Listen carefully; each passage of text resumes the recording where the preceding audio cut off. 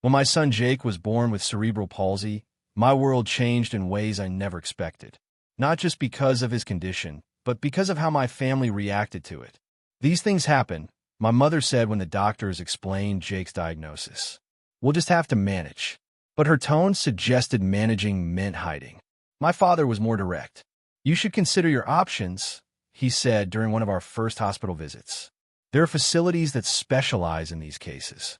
I was 26, a single mother working as a physical therapist, and I'd never felt more alone. Jake's father had disappeared the moment he heard the word disabled, and now my own parents were suggesting I abandon my son too. He's my child, I said firmly. We're going to figure this out together. What they didn't know was that Jake's condition had sparked something in me. I threw myself into learning everything about cerebral palsy, about adaptive technologies, about legal rights for disabled individuals. By the time Jake was 3, I'd earned additional certifications in pediatric therapy and assistive technology. By the time he was 5, I'd quietly completed a law degree through evening classes, specializing in disability rights. But to my family, I was still just Sarah with a disabled kid, someone to be pitted and managed. Family gatherings became exercises in exclusion. Jake would be relegated to a corner, given toys meant for toddlers, or simply ignored while my cousin's children ran around freely. When he tried to join in, someone would always find an excuse to redirect him away from the group. Maybe Jake would be more comfortable watching TV in the other room. My aunt would suggest whenever he started making the vocalizations that were his way of expressing excitement. He's just different, my mother would whisper to relatives, as if Jake couldn't understand perfectly well what she was saying. What hurt most was watching Jake's face during these moments. He was incredibly intelligent. His cerebral palsy affected his motor functions and speech, but his mind was sharp. He understood every slight, every dismissal, every moment when he was treated as less than human. That's why I developed our signal system. 3 gentle squeezes of his hand meant, I love you. 2 squeezes meant, we'll leave soon. 1 squeeze meant everything's okay. As Jake got older and started using his communication device, a tablet programmed with his voice, the family's discomfort only grew. They couldn't dismiss him as easily when he could literally tell them what he was thinking. Do I have to listen to that robot voice all day? My brother complained during Jake's 7th birthday party. It's not a robot voice, I said quietly. It's Jake's voice. It's annoying. Jake's fingers moved across his tablet. I can't hear you, the device said in its synthesized voice. My brother's face reddened, but instead of apologizing, he muttered, Great, now it's talking back. That's when I knew we had a serious problem. This past Christmas, I should have seen it coming. Mom had been unusually specific about the dinner arrangements, asking multiple times about Jake's special needs and whether he'd be manageable during the meal. He'll be fine, I assured her. He loves Christmas dinner with the family. When we arrived, something fell off immediately. The dining room table was set for exactly 8 people, the adults. A card table was set up in the corner with 1 place setting. What's that? I asked, pointing to the small table. Oh, that's for Jake, Mom said casually.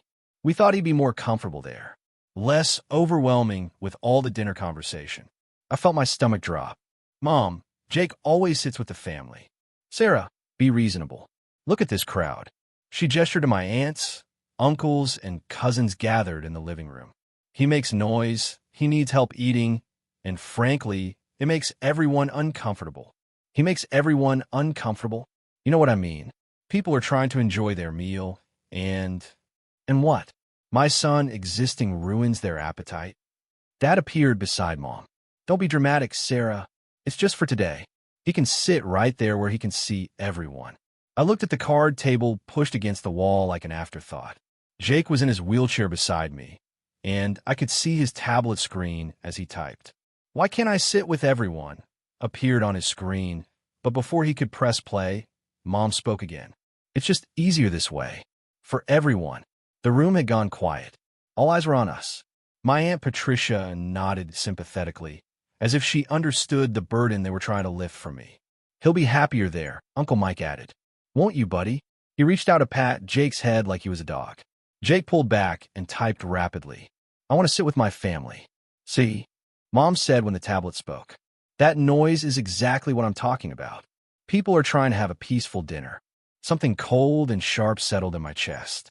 I looked around the room at these people, my family, and realized they saw my brilliant, funny, loving son as nothing more than an inconvenience to be managed. "You're right," I said quietly. "This is exactly what I'm talking about, too."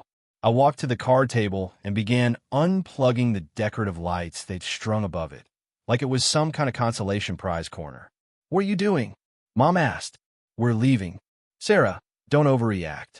It's just what? Just my disabled son being treated like he doesn't deserve a seat at his own family's table." I moved behind Jake's wheelchair and began gathering our coats. "You're being ridiculous," Dad said. "We're trying to accommodate everyone here. Accommodate everyone except Jake." Jake's hands moved across his tablet. "Can we go home?" it said. "Yes, sweetheart. We can go home." As I pushed his wheelchair toward the door, Mom called after me. "Sarah, you're ruining Christmas for everyone." I stopped and turned back. "No, Mom. You already did that." We left in silence, and I drove home with tears streaming down my face. Not for me, but for Jake, who spent the ride typing messages on his tablet that he didn't send because he was trying to comfort me instead of expressing his own hurt. That night, I made a decision that had been building for years. I opened my laptop and began drafting paperwork. Real paperwork. Legal paperwork. Federal paperwork. You see, what my family didn't know was that I wasn't just a physical therapist anymore. Over the past 3 years, while they've been treating Jake like a burden, I'd been building a case. Not against them specifically, but against the entire system of discrimination that people like Jake faced every day. I'd become a disability rights attorney working with the Department of Justice on a massive investigation into public accommodations violations. Restaurants, schools, businesses, any place that discriminated against disabled individuals. But I'd also been documenting something else. How discrimination in private family settings often reflected broader patterns of abuse and neglect that violated federal civil rights laws. 2 weeks after Christmas, I returned to my parents' house. But I wasn't alone. Agent Martinez from the FBI's Civil Rights Division, Attorney Johnson from the Department of Justice, and Dr. Patricia Williams, a clinical psychologist specializing in disability discrimination trauma. They followed me up the front walkway, each carrying briefcases and wearing the kind of serious expressions that made neighbors peek through curtains. I rang the doorbell.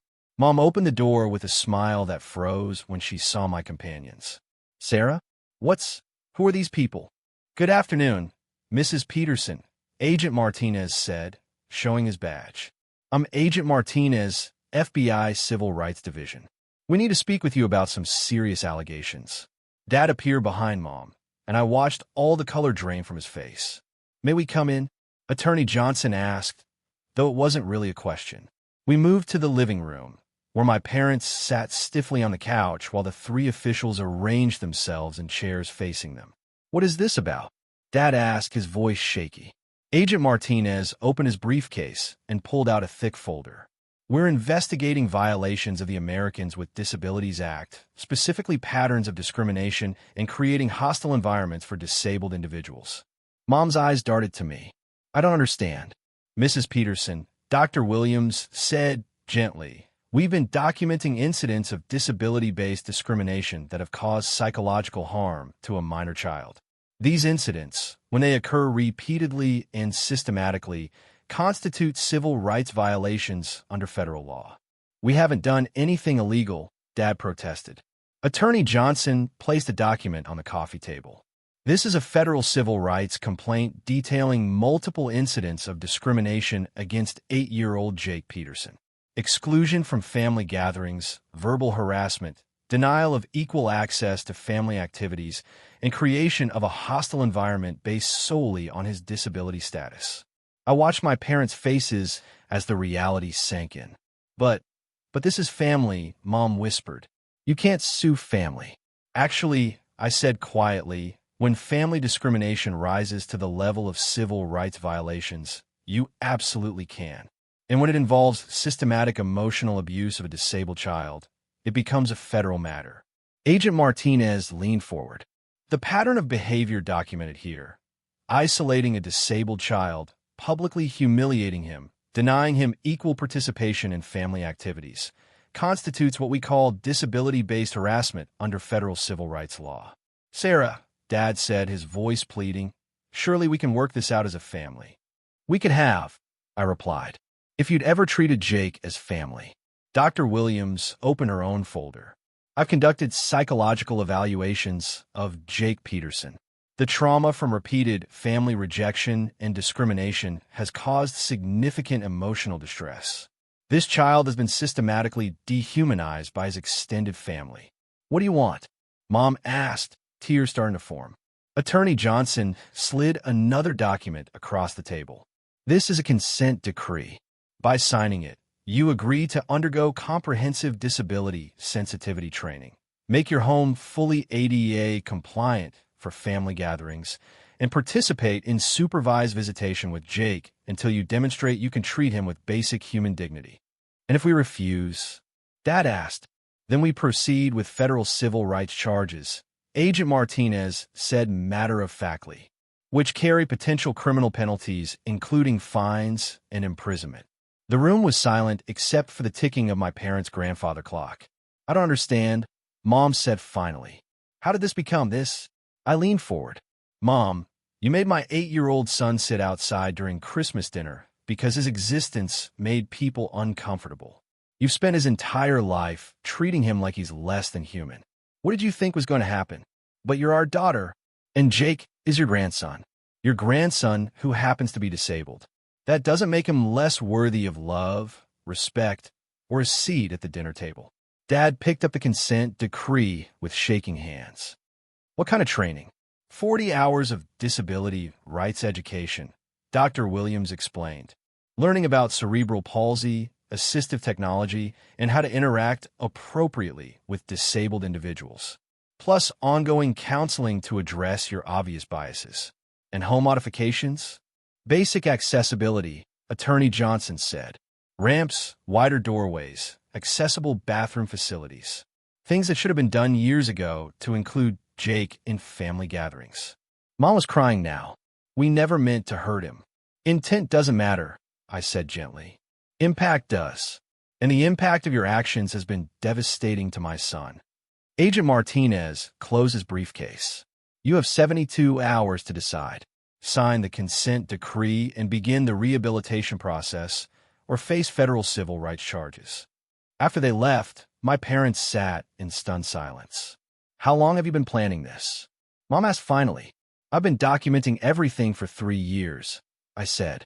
Every slight, every exclusion, every moment you made Jake feel like he wasn't worthy of basic human decency. You're really a lawyer? Disability rights attorney, Department of Justice. I specialize in cases exactly like this one. Dad looked up. Cases like what? Family discrimination against disabled children. It's more common than you'd think, and it's devastating to the kids involved. Jake isn't the first grandchild to be systematically excluded from his own family because of a disability. What happens now? Mom whispered. Now you decide whether you want to be part of Jake's life or not. But if you choose to be part of it, it's going to be on his terms, with his dignity intact. They signed a consent decree. 6 months later, Jake sat at the head of the table during Easter dinner, in his wheelchair, using his communication device, making the happy vocalizations that were his way of expressing joy. And for the first time in his life, nobody asked him to be quiet or go sit somewhere else.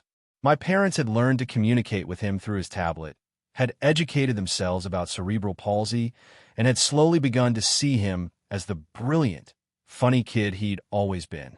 Jake wants to know if he can help serve dessert, Mom said, reading from his tablet screen. Of course he can, I said, squeezing Jake's hand 3 times. He squeezed back 3 times and typed on his tablet. I love you too, Mom. Sometimes the best way to protect your child isn't to shield them from discrimination. It's to use every tool at your disposal to make sure it never happens again. And sometimes, being a mother means being a lawyer too.